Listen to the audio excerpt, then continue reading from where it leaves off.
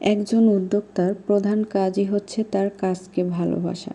আপনি যদি আপনার কাজকে ভালোবাসতে না পারেন তাহলে কিন্তু আপনি কখনোই উদ্যোক্তা হিসেবে নিজেকে পরিচিতি করাতে পারবেন না।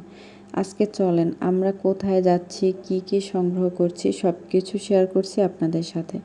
হয়তো ভাবতে পারেন যে এগুলো আসলে দেখানোর কারণ কি। হ্যাঁ, এটাই বলতে চাচ্ছি যে একজন উদ্যোক্তার লাইফ কতটা স্ট্রাগলপূর্ণ হয় আপনারা ভিডিওটা না দেখলে বুঝবেন না। আমি আসলে আমার উদ্যোক্তা লাইফের প্রতিটা মুহূর্ত আপনাদের সাথে শেয়ার করার চেষ্টা করি।